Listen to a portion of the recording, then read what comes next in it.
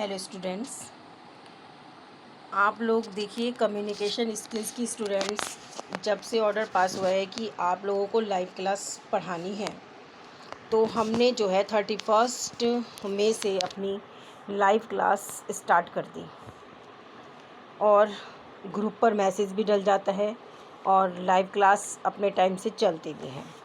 लेकिन स्टूडेंट्स, सबसे बड़ी बात ये है कि कुछ लोग जो हैं लाइव क्लास अटेंड नहीं कर रहे हैं। स्टूडेंट्स की स्ट्रेंथ बहुत कम होती है बच्चों। ऐसा क्यों? क्या आप लोगों को मैसेज नहीं मिलता कि आप लोगों को लाइव क्लास अटेंड करनी है? कम्युनिकेशन स्किल की जो पहले दिन मैसेज मैं डाल देती हूँ कि भाई हमारी जो है क्लास स्टार्ट होने वाली है, आप लोग क्लास अटेंड क्यों नहीं कर रहे हैं? बहुत कम स्टूडेंट जो हैं क्लास अटेंड कर रहे हैं। कल जो है अभी तक तो हम लाइव क्लास ले ही रहे हैं बच्चों, और कल हमारी मीटिंग भी हुई थी सर के साथ। तो सर ने हमें ये बोला है कि ज़ूम जिस ऐप पे मैं पढ़ा रही हूँ आप लोगों को, तो उस ऐप में स्टूडेंट्स वीडियो जो है रिकॉर्ड नहीं होती, और जिसके कारण वीडियो रिकॉर्ड नहीं होगी तो ज़ूम ऐप पर यानी कि लाइव क्लास जितने स्टूडेंट्स क्लास अटेंड कर लेते हैं बच्चों, तो उतने आप लोग वो तो क्लास अटेंड कर लेंगे तो उनको तो लेक्चर मतलब मिल जाएगा, और वो उन्हें पता चल जाएगा कि मैडम ने अब कौन सा चैप्टर पढ़ा है, क्या पढ़ा रहा है, यानी कि जितना भी मटेरियल उनको मिल जाएगा। लेकिन जो स्टूडेंट्स घर पर बैठे हैं और लाइव क्लास अटेंड नहीं करी है, तो बच्चों उनका तो नुकसान है। तो आप लोग लाइव क्लास अटेंड करिए, और हमने सर ने ये भी बोला है कि आप लोग वीडियो भी अपलोड करके डालिए, सो दैट कल यही प्रॉब्लम डिस्कस हुई थी कि अगर हम इस तरह से ज़ूम ऐप पर कंटिन्यूसली करते रहेंगे तो वो स्टूडेंट जो कि किसी भी रीज़न से, कि आपके पास नेट की प्रॉब्लम है, स्मार्टफोन नहीं है, बच्चों कोई भी इस तरह की कोई प्रॉब्लम है, तो आप अपने अथॉरिटी से या जो सब्जेक्ट रिलेटेड लेक्चरर है उनसे डिस्कस करिए। कोई ना कोई तो प्रॉब्लम सॉल्यूशन आपका सॉल्यूशन निकलेगा ही, है ना। अब ये लाइव क्लास मैंने देखिए बच्चों, लाइव क्लास तो आज मैंने लाइव क्लास का मैसेज नहीं डाला क्योंकि आज मैं वीडियो अपलोड करके डाल रही हूँ। क्यों बच्चों? मैंने आपको बताया था कम्युनिकेशन स्किल में हमारे 3 यूनिट्स हैं, और 3 यूनिट्स में से आपने हमारे जो है बच्चों, ये आपके हमारे 4 चैप्टर कंप्लीट हो गए हैं। Preposition, framing question, conjunction and tense.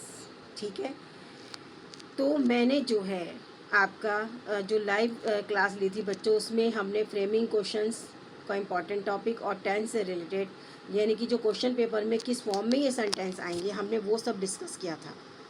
ठीक है, तो वही मैं आज जो हूँ आप लोग वीडियो अपलोड कर रही हूँ स्टूडेंट्स। तो इसमें मैं आज क्या कर रही हूँ, आज मैं आपको सारी जो हमारा फर्स्ट यूनिट है इसका मैं रिवीजन कर रही हूँ। क्योंकि देखिए प्रपोजिशन और कंजंक्शन, स्टूडेंट्स आपको मालूम है कि प्रपोजिशन और कंजंक्शंस तो आप आराम से फिल कर लेंगे कि एग्ज़ाम में कैसे आएंगे, है ना। मैं अभी क्वेश्चन पेपर भी आप लोगों को दिखाऊंगी। जब आप ये वीडियो देखें बच्चों, तो मेरा मैसेज भी आप लोगों को यही है कि आप क्लास लाइव अटेंड करिए, क्योंकि उसमें आपकी अटेंडेंस भी हो जाती है। जब आप एंट्री ज़ूम आपका ऐप का लिंक डल जाता है 5 या 10 मिनट पहले, जब हमारी क्लास होने वाली होती है, सबसे पहले अपने ग्रुप पर आप जो है मैसेज डेली चेक करिए। जिस जिस सब्जेक्ट का मैसेज पड़ा होता है कि कितने बजे किस सब्जेक्ट की क्लास चलेगी, आप उसको अटेंड करिए, और उससे 5 मिनट पहले ही जो है लिंक शेयर किए जाते हैं, आप उस लिंक से और अपने नेम के थ्रू आप जो है आप उसमें एंट्री लीजिएगा, सो दैट आपकी अटेंडेंस हो जाएगी। अब आप ध्यान रखिए बच्चों, आप लोगों को सभी को क्लासेस अटेंड करनी है, आपको अपनी स्ट्रेंथ बढ़ानी है, क्योंकि जो स्टूडेंट्स क्लास अटेंड करते हैं बहुत कम करते हैं। कोई प्रॉब्लम है, कोई रीज़न है, आप प्रिंसिपल सर से, मैडम से, अथॉरिटी से या किसी से भी, मतलब आप हमसे बात करें, एचओडी से करें अपने, या शैक्षिक अधिकारी संगीता मैम है उनसे बात करें। यदि आपको कोई प्रॉब्लम हो रही है तो इस चीज़ का सॉल्यूशन निकाला जाएगा। क्योंकि अगर आप लाइव क्लास अटेंड नहीं करेंगे बच्चों, तो इसमें नुकसान तो आप ही का है, और इसीलिए हम जो है आपका नुकसान ना हो बच्चों जो क्लास अटेंड नहीं कर रहे हैं। क्योंकि देखिए स्ट्रेंथ बहुत ज़्यादा होती है क्लासेस में स्टूडेंट्स, और उसके क्या होता है कि लाइव क्लास अगर आपने 30 या 40 स्टूडेंट्स में अटेंड कर भी ली, तो बाकी स्टूडेंट्स तो नहीं कर पाएंगे। तो इसलिए जो है हम आपको आपकी फैसिलिटी के अकॉर्डिंग बच्चों, जो भी हमारे चैप्टर्स हो जाएंगे या जो भी चीज़ हो जाएगी, उसकी हम एक जो है यूट्यूब चैनल पर जैसे हम ये वीडियो बनाकर इसको भी अपलोड करेंगे। इसकी परमिशन भी हमें मिल गई है कि हम लोग वीडियो अपलोड करके भी डाल देंगे। तो आज मैं आपका, क्योंकि हमने फर्स्ट यूनिट बच्चों कंप्लीट कर ली है, तो आज फर्स्ट यूनिट से रिलेटेड क्वेश्चन पेपर में किस तरह से सब जो हमारे सेंटेंस आएंगे, कितने कितने नंबर के आएंगे, और इस यूनिट का रिवीजन जो मैंने प्रीवियस अपने लाइव क्लासेस में किया है वो मैं आज आपको बता रही हूँ। आप इस वीडियो को देखिए और इसके बाद मैं आपको मेरा मैसेज उसको मतलब सुनिए और क्लास अटेंड करिए। रेगुलरली ही आपकी क्लासेस होती हैं सब सब्जेक्ट की। आज मैंने जो है लाइव क्लास नहीं ली कम्युनिकेशन स्किल की, क्योंकि आज मुझे वीडियो बनानी है, आज मैं वीडियो अपलोड कर रही हूँ। सो दैट जो ये आप लोगों ने जूम ऐप पर लाइव क्लास अटेंड नहीं करी है वो उनका नुकसान ना हो, और जो कुछ हुआ है वो आपको मैं इस वीडियो में बता रही हूँ। ठीक है, आपके फैसिलिटी के अकॉर्डिंग तो आप लोगों को वीडियो अपलोड मिलती रहेंगी बच्चों, लेकिन फिर भी मेरी आपसे पर्सनली एडवाइस और रिक्वेस्ट है कि आप क्लास अटेंड ज़रूर करिए। कोई प्रॉब्लम है तो हमसे डिस्कस करिए, जिससे भी आप चाहें अपने एचओडी से, अपने सब्जेक्ट रिलेटेड लेक्चर से आप जो है डिस्कस करेंगे। ठीक है, अब हम अपने पॉइंट पर आ जाते हैं बच्चों, क्योंकि अटेंडेंस अगर आप नहीं देंगे तो फिर नुकसान इसमें आपका ही है। अब आते हैं हम अपने टॉपिक पर। अब बच्चों मैंने देखिए इसमें प्रपोजिशन, फ्रेमिंग क्वेश्चन, कंजंक्शन और टेंस, ये 4 चैप्टर मैंने वीडियो के थ्रू जो हमारी 31 मई से पहले जितनी वीडियो अपलोड हुई थी उसमें ये सारा सिलेबस हो गया था। ठीक है, अब जो प्रीवियस मैंने जो वीडियो करी हैं, जो लाइव क्लासेस करी हैं, अब उसमें जो हमने किया था बच्चों, क्योंकि लाइव क्लास से बच्चों ये फ़ायदा हो जाता है कि हम आपसे डायरेक्ट इंटरेक्ट कर सकते हैं। ठीक है ना, हम आपको सुन सकते हैं, यदि आपको कोई प्रॉब्लम आती है तो आप बच्चों हमसे डिस्कस कर सकते हैं, वहीं उसी समय हमसे पूछ लेते हैं। बिल्कुल ऐसा ही लगता है जैसे हम डायरेक्ट आपको क्लास में पढ़ा रहे हैं। ठीक है ना, तो अब मैं जो हूँ इसका आपको सेकंड चैप्टर का जो मैंने लाइव क्लास में, क्योंकि उसमें मैंने बच्चों से पूछा था, कुछ इंपॉर्टेंट चीज़ थी तो स्टूडेंट्स ने दोबारा उसके लिए कहा था कि मैडम आप दोबारा समझा दीजिए, तो मैं वो समझाने जा रही हूँ। अब देखिए हमने 4 चैप्टर कर लिए हैं, तो स्टूडेंट्स एग्ज़ाम में प्रपोजिशन अलग क्वेश्चन के रूप में आएंगे, कंजंक्शन अलग रूप में आएंगे, फ्रेमिंग क्वेश्चन अलग फॉर्म में आएंगे, और उसके बाद टेंस की फॉर्म अलग आएगी। ठीक है ना, तो ये 4 चैप्टर यानी कि 4 क्वेश्चंस के रूप में आपके साथ सामने हमारे उसमें आएंगे। ठीक है, तो अब हम जो है बच्चों आज मैं आपको उन्हीं का रिवीजन बताने जा रही हूँ।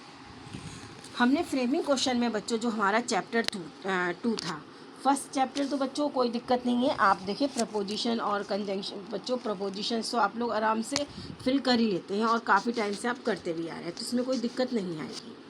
अब आती है हमारा सेकंड क्वेश्चन जो है फ्रेमिंग क्वेश्चन। बच्चों इसमें जो फ्रेमिंग क्वेश्चन यानी कि क्वेश्चन की जो फॉर्म बनती है, यानी कि इंट्रोगेटिव सेंटेंस जो बनते हैं वो बच्चों वो 3 तरीके से बनते हैं। ठीक है ना, उसमें यानी कि एक तो विद हेल्पिंग वर्ब, यानी कि जो सेंटेंस होता है उसकी जो है हेल्पिंग वर्ब यानी कि सबसे पहले रख दी जाती है। अब जैसे फॉर एग्जांपल कोई टेंस की भी आगे करेंगे, जैसे भी ये सेंटेंस है राम प्लेज फुटबॉल, ये प्रेजेंट इंडेफिनिट का ही है ना।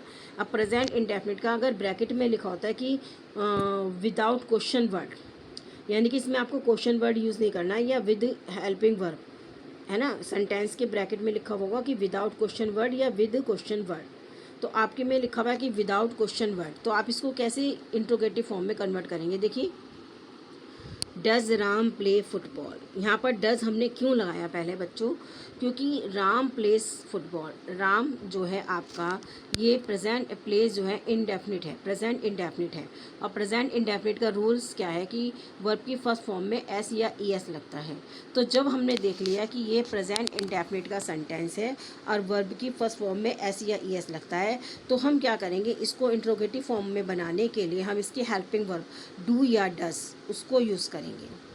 तो इसीलिए जब यहाँ पर इसीलिए हमने, और जब हम विदाउट क्वेश्चन वर्ड हम जब कोई सेंटेंस को इंट्रोगेटिव फॉर्म में करते हैं तो हमारी जो हेल्पिंग वर्ब होती है स्टूडेंट्स वो सब्जेक्ट से पहले आ जाती है। अब यानी कि राम प्लेस फुटबॉल सेंटेंस है आपका, राम प्लेस फुटबॉल, अब क्या हो गया, यानी कि प्लेस, अब प्ले क्योंकि सिंगुलर पर्सन है और सिंगुलर पर्सन के साथ हमेशा डज का यूज़ होता है, तो डज राम प्ले फुटबॉल, और लास्ट में क्वेश्चन मार्क आ गया। ठीक है ना, तो ये सेंटेंस हमारा इंट्रोगेटिव फॉर्म में कन्वर्ट हो गया। ठीक है ना, हमारा सेंटेंस जो है इंट्रोगेटिव फॉर्म में कन्वर्ट हो गया। इसी तरह से बच्चों अब जैसे he goes to the temple, he goes to temple daily. इसी तरह से अब इसमें मान लीजिए क्वेश्चन वर्ड आ जाए। हाँ, अब जो सेंटेंस में एक तरफ तो ये आ गया कि विदाउट क्वेश्चन वर्ड, तो हम क्या करेंगे, जो भी सेंटेंस में हेल्पिंग वर्ब होगी उसको हम सब्जेक्ट से पहले लिख देंगे, ठीक है। और क्या करेंगे, सब्जेक्ट से पहले लिख देंगे। और बच्चों जो पहचानने वाली बातें होती है वो प्रेजेंट इंडेफिनिट और पास्ट इंडेफिनिट को पहचानना बहुत ज़रूरी होता है। तो प्रेजेंट इंडेफिनिट में जब अब बच्चों आप देखें कि वर्ब की फर्स्ट फॉर्म में एस या ई एस लगा है, तो वहाँ पर ये सोच लीजिएगा अगर सिंगुलर पर्सन है उसके साथ हम डज का यूज़ करेंगे, और प्लूरल पर्सन है तो हम उसके साथ डू का यूज़ करेंगे। इसी तरह से पास्ट इंडेफिनिट का सेंटेंस होता है। तो पास्ट इंडेफिनिट में भी कोई हेल्पिंग वर्ब तो होती नहीं है, लेकिन वहाँ पर क्या होता है, वर्ब की सेकंड फॉर्म होती है। और ये मैंने बच्चों आपको पहले भी बताया था कि पास्ट इंडेफिनिट में ही हमेशा वर्ब की सेकंड फॉर्म को हम यूज़ करते हैं। तो ऐसे सेंटेंस में हम उसकी जो हेल्पिंग वर्ब होती है बच्चों, वो सिंपल सेंटेंस को नेगेटिव बनाने के लिए कौन सी यूज़ होती है, डिड। तो हम उसमें डिड का यूज़ कर देंगे। अब आती है दूसरे क्वेश्चन की बात, यानी कि जब सेंटेंस के आगे लिखा होगा विद क्वेश्चन वर्ड, तो यानी कि जो सेंटेंस दे रखा होगा बच्चों उससे पहले उसमें हम क्या करेंगे, क्वेश्चन वर्ड का यूज़ करेंगे। अब जैसे सेकंड है, he goes to temple daily, ठीक है, वह रोज़ मंदिर जाता है। अब इसमें हमने क्वेश्चन वर्ड के अकॉर्डिंग इस सेंटेंस को बनाया, तो क्या बनाया, where does he go daily, कि वह रोज़ कहाँ जाता है। तो यानी कि where does he go daily, where question के हिसाब से कि वह कहाँ जाता है, वह मंदिर क्यों जाता है ना, वह मंदिर कब जाता है। तो इसमें क्वेश्चन को हम जरूर देख लें कि कौन सा क्वेश्चन सूट करता है, उसी के हिसाब से क्वेश्चन वर्ड रख दें। वॉट का यूज़ नहीं करना है बच्चों, कि वॉट का भी हमारी जब लाइव क्लास चल रही थी काफ़ी स्टूडेंट्स मतलब जैसे वॉट का होता है बच्चों, वॉट का यूज़ देखकर करना होता है, वॉट का यूज़ हर जगह नहीं होता है। तो हमने ये बताया था कि इस तरह का, यानी कि फ्रेमिंग क्वेश्चन में दूसरे टाइप का सेंटेंस इस तरह से आएगा। पहला आ गया विदाउट क्वेश्चन वर्ड और सेकंड आएगा विद क्वेश्चन वर्ड। बस आपको करना क्या है, विदाउट क्वेश्चन वर्ड में हेल्पिंग वर्ब पहले रख देनी है जो सेंटेंस में आई हुई है, और जो प्रेजेंट इंडेफिनिट और पास्ट इंडेफिनिट का सेंटेंस होगा तो हमें डू डज या डिड को पहले रखना होगा अकॉर्डिंग टू द सेंटेंस, ठीक है। और दूसरी जो टाइप्स आएगी कि इंट्रोगेटिव, यानी कि विद क्वेश्चन वर्ड, तो हम सेंटेंस का मीनिंग समझें कि क्या है इसमें और कौन सा क्वेश्चन वर्ड सूट कर सकता है, बिल्कुल सही आता है इसमें, तो हम उसको उसमें रख दें, ठीक है। इस तरह से हमारा जो सेकंड टाइप ऑफ होगा ये कर लेंगे। अच्छा, इसी तरह बच्चों इसमें और सेंटेंस में कैसे, इसमें पैसिव वॉइस की फॉर्म में भी सेंटेंस आ सकते हैं, पैसिव वॉइस की फॉर्म में भी। अब पैसिव वॉइस की भी मैंने बच्चों वीडियो डाल दी थी कि आप ताकि उसको याद मतलब भूले ना। अब बच्चों देखो पैसिव वॉइस का सेंटेंस है ये, apples were eaten by Mohan, है ना। अब इसको इंट्रोगेटिव फॉर्म में हमें रखना है, यानी कि जिस फॉर्म में हमें रखना हुआ है तो हम क्या करेंगे, इसी फॉर्म में इसको मतलब क्वेश्चन वर्ड, यानी कि विद हेल्पिंग वर्ड क्या बनेगी, वर एप्पल इटेन बाय मोहन, यानी कि जो ये वर है, ये जो वर है इसको हम एप्पल से पहले रख देंगे, इंट्रोगेटिव फॉर्म में बन जाएगा, बाकी हमें कुछ चेंज नहीं करना है इसमें। Apple was eaten by Mohan, तो was apple eaten by Mohan, simple इस तरह से ये हम कर देंगे। ऐसे इस तरह देखिए, Shikhu is not being called by you, है ना, is Shikha sorry not being called by you, है ना। इस तरह से हम जो है ये सेंटेंस को चेंज कर देंगे, इंट्रोगेटिव फॉर्म में हम चेंज कर देंगे। उसके बाद मैंने नया बच्चों हमारा टॉपिक आया था आपका क्वेश्चन टैग, उसके बाद मैंने लिया था हमारा जो नया थर्ड टॉपिक था क्वेश्चन टैग। क्वेश्चन टैग में बच्चों मैंने आपको ये बताया था कि क्वेश्चन टैग में जो सेंटेंस बनते हैं वो दो तरीके से बनते हैं। एक तो यानी कि इसकी स्टेटमेंट क्या होती है कि जो पॉजिटिव स्टेटमेंट होती है उसको नेगेटिव में कन्वर्ट करते हैं, और जो नेगेटिव स्टेटमेंट होती है उसको हम पॉजिटिव में कन्वर्ट करते हैं। अब पॉजिटिव जैसे सेंटेंस था, snow is white, isn't it, यानी कि इज़ नॉट इट, यानी कि नेगेटिव फॉर्म में कन्वर्ट हो गया।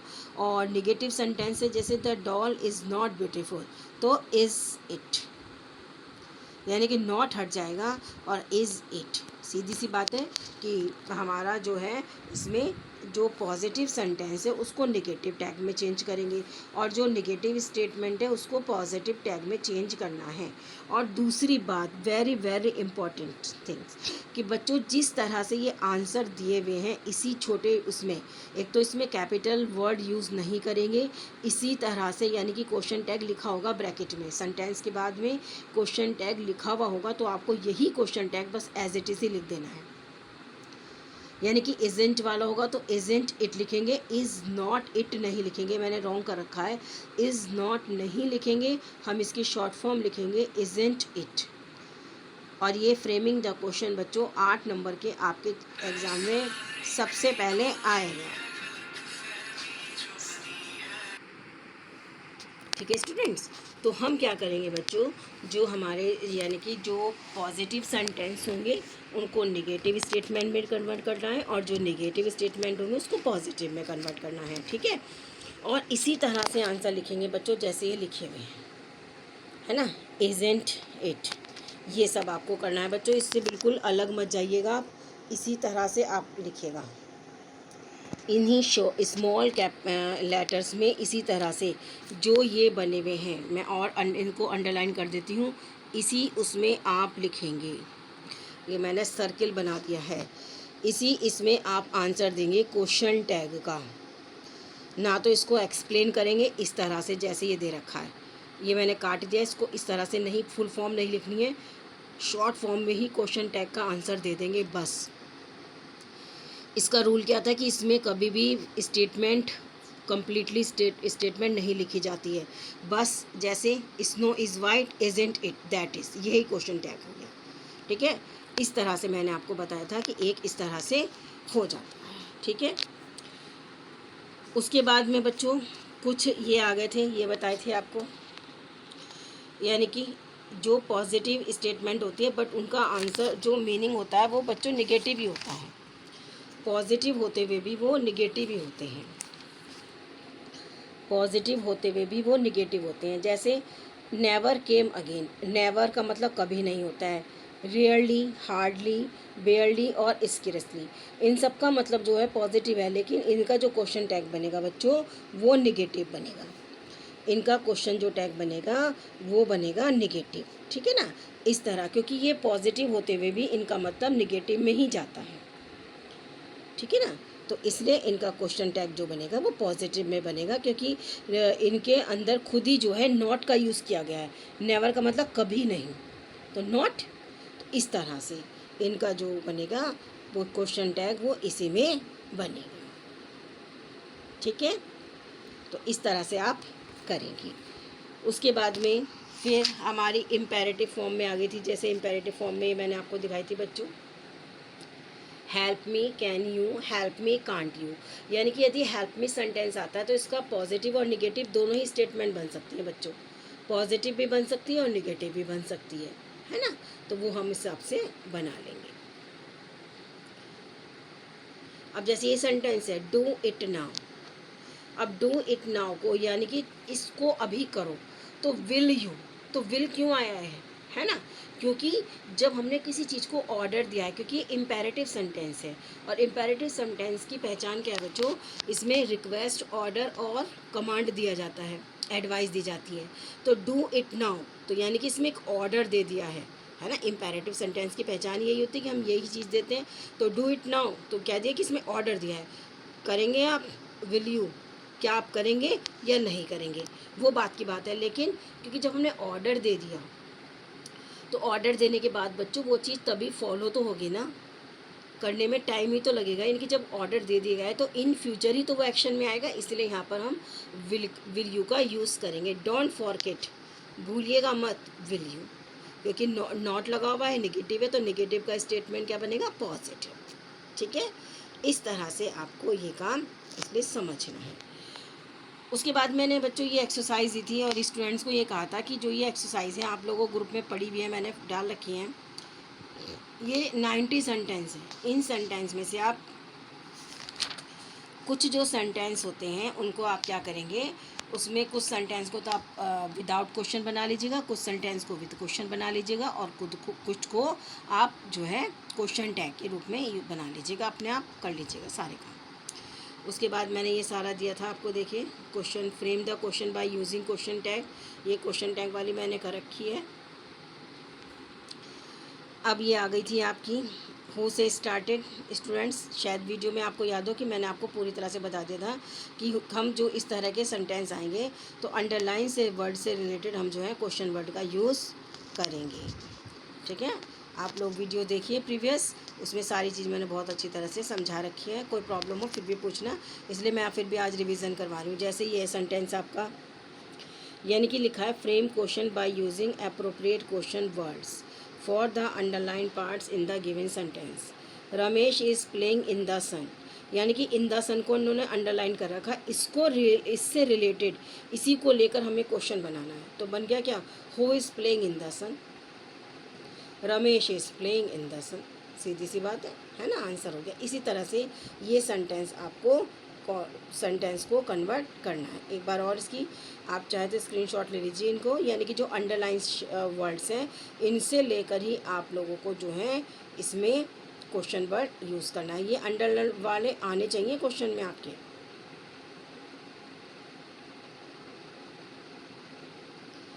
ठीक है,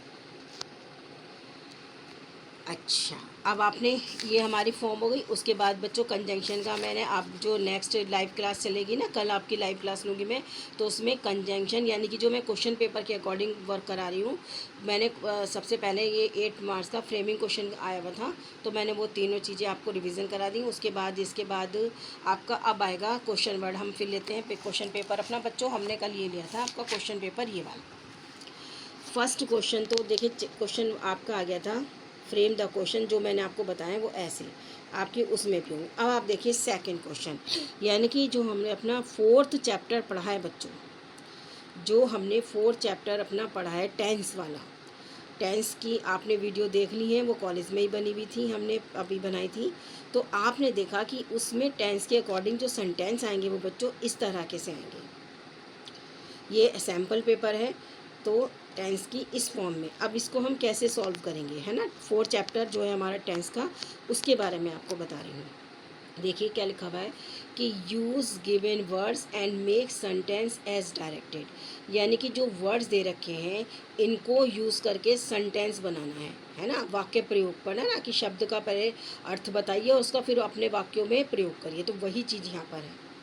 अब हमें इसको इसके अकॉर्डिंग कन्वर्ट करके सेंटेंस बनाना है। अब पहला वर्ड है गो, पहला वर्ड से देखिए बच्चों गो लिखा हुआ है, गो। अब गो का ब्रैकेट में लिखा हुआ है पास्ट इंडेफिनिट, यानी कि पास्ट इंडेफिनिट, यानी कि गो को पहले हम पास्ट इंडेफिनिट की फॉर्म में कन्वर्ट करेंगे। यानी कि गो फर्स्ट फॉर्म हो गई, और पास्ट इंडेफिनिट में क्या आता है, हमेशा बच्चों वर्ब की सेकंड फॉर्म आती है ना, तो इसी तरह से यानी कि गो को पास्ट इंडेफिनिट की सेकंड फॉर्म में कन्वर्ट किया तो क्या बन गया, वेंट। अब वेंट को लेकर हमें सेंटेंस बनाना है। They went to the temple, बन गया। They went to the market, they went to Delhi, बस। He went to Agra. ठीक है ना, इस तरह से हमें, इस तरह से यानी कि पहले सब्जेक्ट को समझना है और उसके बाद ही हमें उसको क्वेश्चन फॉर्म में कन्वर्ट करना सेंटेंस में। अब सेकंड सेंटेंस देखिए, वॉच। अब लिखा हुआ है वॉच के ब्रैकेट में कि फ्यूचर इंडेफिनिट, यानी कि जो ये वॉच वर्ड है इसको हम फ्यूचर इंडेफिनिट में कन्वर्ट करेंगे। अब वॉच फर्स्ट फॉर्म हो गई, वॉच्ड, वॉच सेकंड और थर्ड फॉर्म होती है। अब फ्यूचर इंडेफिनिट में हमें सबसे पहले समझना है कि फ्यूचर इंडेफिनिट में वर्ब की फर्स्ट फॉर्म आती है। अब यानी कि वॉच के साथ यानी कि फ्यूचर इंडेफिनिट में हम कन्वर्ट करेंगे, they will go to watch a movie, they will go to watch a movie, यानी कि वो एक पिक्चर देखने जाएंगे। तो यानी कि वॉच को हमने फ्यूचर इंडेफिनिट की तरह कन्वर्ट कर लिया, फ्यूचर इंडेफिनिट में कन्वर्ट कर लिया। उसके बाद नेक्स्ट सेंटेंस है हमारा लुक, प्रेजेंट कंटिन्यूस। अब प्रेजेंट कंटिन्यूस में यानी कि क्या करेंगे, लुक में आईएनजी जोड़ देंगे, है ना। I am looking for my books, looking for का मतलब होता है ढूंढना भी होता है, और लुकिंग का मतलब कि I am looking, he is looking smart, he is looking handsome, इस तरह से भी कर सकते हैं आप, गलत नहीं होगा। लुकिंग फॉर करेंगे तो लुकिंग फॉर का मतलब ये आपका बच्चों एक क्या कहते हैं वो है ना, इडियम्स बन जाता है। लुकिंग फॉर माने ढूंढना, है ना। तो I am looking for my books, तो उसमें भी कोई गलत नहीं होगा। तो दोनों तरीके से ये सेंटेंस कन्वर्ट हो जाएगा। उसके बाद आता है बच्चों ईट। अब इसको पास्ट परफेक्ट में कन्वर्ट करना है। ईट यानी कि पास्ट परफेक्ट में कैसे कन्वर्ट करेंगे बच्चों? पास्ट परफेक्ट में, पास्ट परफेक्ट में क्या होता है? पास्ट परफेक्ट में होता है यानी कि हैड और वर्ब की थर्ड फॉर्म। टेंस आपने देखे थे, सारी वीडियोस आपने देखी होंगी। तो यानी कि हैड और वर्ब की थर्ड फॉर्म। तो पास्ट परफेक्ट में ईट को यानी कि हम ईट के साथ वर्ब की थर्ड फॉर्म ईटन और हैड का यूज़ करेंगे। They had eaten their food, वो अपना खाना खा चुके हैं। दे हैड इटन, है ना, देयर फूड या their lunch, their dinner, their breakfast, जो भी कुछ है आप चाहें तो इस तरह से कर सकते हैं। जैसे मैं बोल रही हूँ आप इसको नोट भी कर सकते हैं। अब नेक्स्ट वर्ड है आपका कट। अब इसको प्रेजेंट इंडेफिनिट में बनाना है। अब बच्चों कट कट कट तीनों ही first second third form same ही होती हैं, कट कट कट। अब कट को कैसे यूज़ करेंगे प्रेजेंट इंडेफिनिट में? कि I cut my finger with knife, है ना, या I cut vegetable, he cuts vegetable. लेकिन कट में हमें एस नहीं लगाना है, प्रेजेंट इंडेफिनिट में चेंज करना है, तो कोई बात नहीं एस भी लगा सकते हैं। तो ही कट्स वेजिटेबल या I cut my finger with knife, इस तरह से सेंटेंस को भी आप कर सकते हैं। ये बच्चों सेंटेंस कल बच्चों ने ही बताए थे, तो इस तरह से, ठीक है ना। अब है स्विम। स्विम यानी कि तैरना, फ्यूचर कॉन्टिन्यूस यानी कि स्विमिंग हो जाएगा, है ना। He is swimming in the pool, he is swimming future sorry, he will be swimming in the pool, he will be swimming in the pool. तो यानी कि इसमें आईएनजी आपका डबल एम आईएनजी हो जाएगा। तो फ्यूचर कॉन्टिन्यूस में यानी कि विल बी और वर्ब की फॉर्म जो दे रखी है उसमें आईएनजी लग के सेंटेंस कोई सा भी आप बना लीजिएगा स्विम को लेकर। फिर है आपका गिव, पास्ट परफेक्ट यानी कि गिव जो वर्ड से आपका पास्ट परफेक्ट में आपको उसको कन्वर्ट करना है। और गिव की यानी कि गिवन थर्ड फॉर्म हो जाएगी, और पास्ट परफेक्ट यानी कि हैड, है ना। They had given their lunch to a beggar, ये भी कर सकते हैं आपको। They had given their books, या कुछ भी बना सकते हैं। I had given my pen, इस तरह से। फिर है आपका प्ले, लास्ट वर्ड सेंटेंस है आपका प्ले यानी कि प्ले को प्रेजेंट परफेक्ट में बनाना है, यानी कि हैज़ है प्लस वर्ब की third form. They have played cricket, they have played cricket, वो क्रिकेट खेल चुके हैं, इस तरह से बन जाएगा। समझ गए? तो हमारी जो फोर्थ एक्सरसाइज जो चैप्टर था बच्चों टेंस का, उससे रिलेटेड यानी कि अब ये देखिए 8 सेंटेंस है, तो 8 मार्क्स का ये आएगा और 8 मार्क्स का आपका ये है। तो यानी कि 16 मार्क्स की तो 2 ही एक्सरसाइज यहाँ पर हो गई, ठीक है ना। यानी कि 4 यूनिट में जो हमारे 2 थे फ्रेमिंग क्वेश्चन ये आ गया, और इसके बाद ये टेंस का आ गया। फिर ये आपका कंजंक्शन है, और उसके बाद में प्रपोजिशन। ये बच्चों लाइव क्लास कल चलेगी, उसमें ये टॉपिक चलेगा, मैं अभी आपको नहीं बताऊँगी, कल चलेगी ये क्लास। और जो क्वेश्चन पेपर में से बनाए, क्योंकि अभी मुझको अच्छी तरह से यही यूनिट रिवीजन करनी है, ठीक है ना। जब ये रिवीजन हो जाएगा इसका क्वेश्चन आपको अच्छी तरह से समझ में हो जाएगा, सबकी ओके हो जाएगा, फिर मैं आपका जो है नेक्स्ट यूनिट स्टार्ट करेंगे। तो समझ गए आप? तो इस तरह से जो टेंस को लेकर है बच्चों हमारे, इस तरह से एग्ज़ाम में सेंटेंस यानी कि 8 मार्क्स के आएंगे। तो आपको समझना क्या है, सेंटेंस को समझिए, जो वर्ड दे रखा है और अंडर ब्रैकेट जो दे रखा है, हमें इसको कैसे यूज़ करना है। अब गो को हम पास्ट इंडेफिनिट में तो कन्वर्ट नहीं कर सकते ना, नहीं बना सकते ना। पास्ट इंडेफिनिट में वेंट आती है, तो गो को हम पहले वेंट में कन्वर्ट करेंगे और उसके बाद फिर हम सेंटेंस वेंट को लेकर बनाएंगे। समझ गए स्टूडेंट्स? ऐसे ही हमें एग्ज़ाम में करना है। अब ये देखो बच्चों ग्रामर इतनी अच्छी है। अब जो चीज़ है फ्रेमिंग क्वेश्चन में देखो, मैंने आपको ये सब पहले भी बताया था। अब इसमें क्या है बच्चों, अगर आप गलती नहीं करेंगे तो आपके 16 मार्क्स तो यहीं मिल जाएंगे, क्योंकि मैंने आपको पहले भी बता दिया बच्चों कि जो ग्रामर के जो इस तरह का जो हमारे ग्रामेटिकली वर्ड्स के जो आते हैं, ये बिल्कुल मैथमेटिकली तरह से मार्क्स मिलते हैं। यदि आपने कोई मिस्टेक नहीं करी तो आपको फुल मार्क्स मिलेंगे। तो ये आप पर डिपेंड करता है कि आप जो हैं गलती ना करें बच्चों, है ना। इसीलिए मैं बार बार आपको ये चीज़ समझा रही हूँ कि 16 मार्क्स तो अगर आपने ये भी ऐसी चीज़ है, अगर मान लीजिए चलो इसमें 1-2 नंबर आपकी गलती आपने कर भी दी, तो 16 में से कम नहीं तो आप 14 मार्क्स तो लेकर आइए ना। कभी कोई समझ में नहीं आया, आपने गलती कर दी, चलिए अंडरलाइन वाले आप गलती कर देंगे, क्वेश्चन टैग और विद क्वेश्चन विदाउट क्वेश्चन तो आप गलती करेंगे नहीं। इसमें हु वाले में अंडरलाइन में हो सकता है आप गलती कर दें, लेकिन मेरे से आप यही है कि आप ध्यान से समझिए, इसमें भी मिस्टेक मत करिए बच्चों, कोई इसमें गलती मत करिए। टेंस वाली मैंने आपको समझा दिया बच्चों, ठीक है ना, कि टेंस वाले इस तरह से सेंटेंस आएंगे और इसी तरह से आपको इसको कन्वर्ट करना होगा। और लास्ट में फिर मैं यही आपसे बच्चों रिक्वेस्ट कर रही हूँ कि आप लोग जो हैं बच्चों क्लास अटेंड करिए, लाइव क्लास अटेंड करिए। कल आपकी, आज मैं मैसेज डाल दूँगी कि आपकी लाइव क्लास कल कितने बजे चलेगी, आप उतने बजे ही क्लास अटेंड करिए और कल मेरे को बताइए कि मैडम आपकी वीडियो देखी और हमने आज जो है आपकी लाइव क्लास अटेंड करी है। जो भी स्टूडेंट्स करते चले आएंगे, अटेंडेंस मेरे पास है, तो कल मैं चाहती हूँ कि जब मेरी लाइव क्लास चले, टाइमिंग मैं डाल दूँगी, तो आपका ज़्यादा से ज़्यादा स्टूडेंट उस क्लास को अटेंड करें। ये रिक्वेस्ट भी समझ लीजिएगा, ऑर्डर समझ लीजिएगा, अदरवाइज़ हम आपको सेशनल नहीं देंगे अगर आपने क्लास अटेंड नहीं करी। कोई प्रॉब्लम है हमें बताइए, ओके। आज भी मैंने आपको जितना भी जो मैंने लाइव क्लास में पढ़ाया था बच्चों, आज उसको मैंने आपको इस वीडियो के माध्यम से, यानी कि जो अब यूट्यूब चैनल के माध्यम से मैंने आपको आज ये सब चीज़ रिपीट कर दी है, ठीक है। आप ध्यान से देखिए और जो जैसा मैंने कहा है वैसे ही आप लाइव क्लास अटेंड करिए। Till then stay home, stay safe.